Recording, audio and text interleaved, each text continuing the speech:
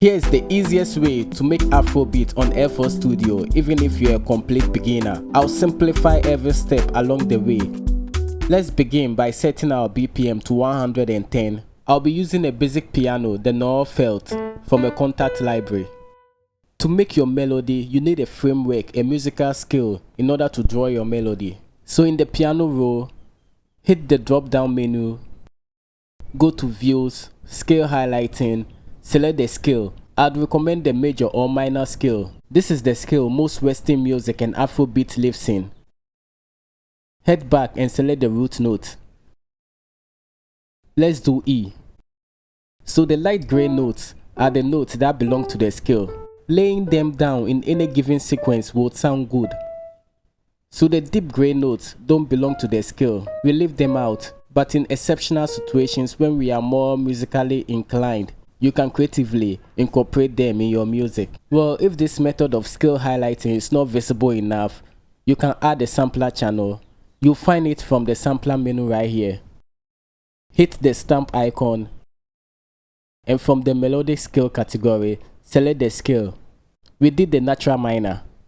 Go back to the stamp icon and uncheck only one. Now if you select any root note, all the notes of that scale will be selected as well. I'll select E and every other E. Boom. Here it's okay. We won't be making our melody this high up the keyboard. Now if you open up your VST channel, you have all these ghost notes of the E minor scale. Do Alt plus V to activate the ghost note if yours doesn't show. Now we can proceed to making our melody, but the problem is you wouldn't be able to individually click in notes. So head back to the stamp menu and check only one. Now you can individually click in note. Let's begin with a progression. I'll start by laying out bass note.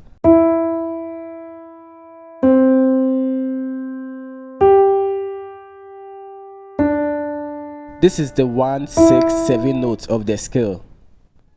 We'll build chords on them by skipping each scale note. Skip and skip. Same pattern applies to the other chords in the progression. Now you can double the root note for depth. Let's go a little lower. This sounds good. One thing you can do for your chords to sound more advanced is to revoice the chord. And what I like to do is to select the middle note and bring them up an octave. And to make the chords harmonically rich, we can just duplicate some of the chord notes. Now we have this nice harmony. Let me just switch up the preset.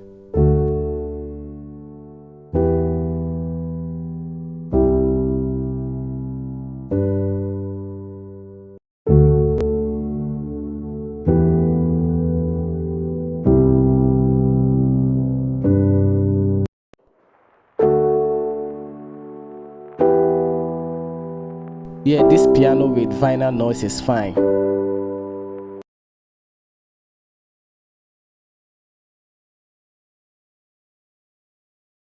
So if you open up the guitar VST channel, you have all these ghost notes, masking the ghost notes of the chord. The idea is to extract the chord notes to make our counter melody. So let's get rid of this scale. Now you can use the chord note as guide to make the melody. Let's start with something simple, just one note, the root note of the chords. So at the end, just add some variation. So we have this.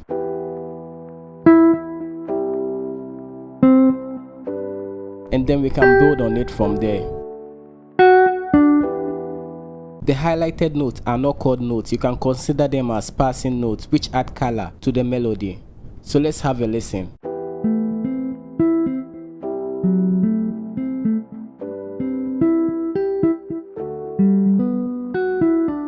So that's the simplest way to make melody and then build on it. We can send them to the mixer channel.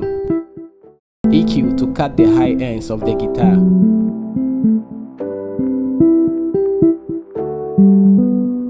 Let's add another simple melody to complement it. Alright, I'm thinking of a call and response pattern.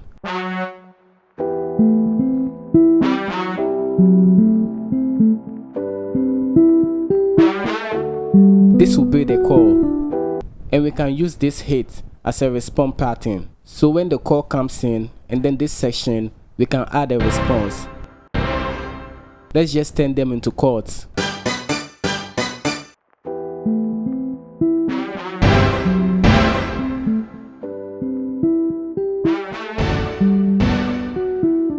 Let's do another melody to complement the existing one we have laid out.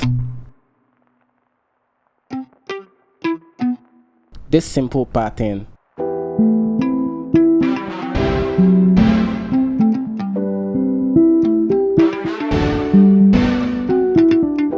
The melody sounds okay. Let's add some movement to it so that we have melodies for different sections of the beat when it comes to arrangement.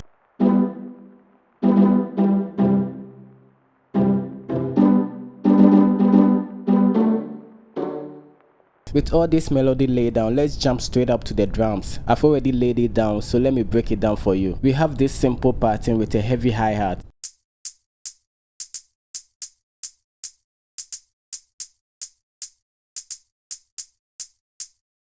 I layered it with a rim shot.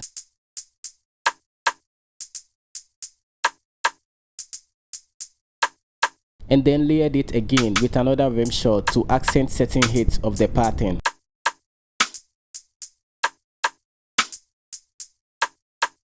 And we have this groovy kick pattern.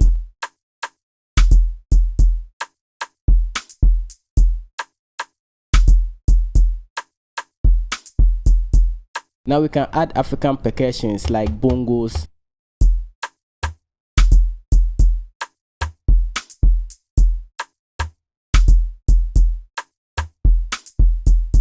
We have a low tom.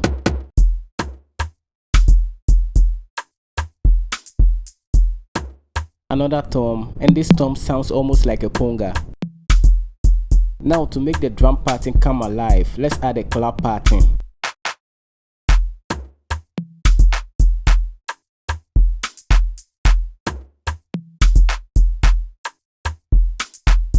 Now we can add percussions that has tech to fill the mid-low frequencies. Here's another one.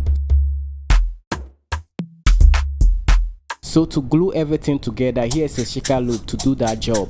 And I mostly like to cushion my drums with a percussion loop.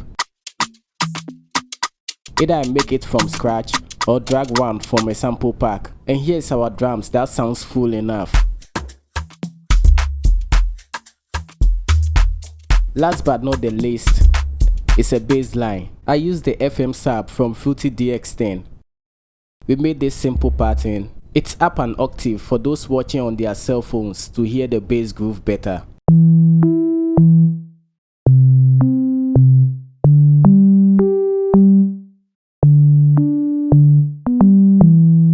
So the bass with the drums together, we have this.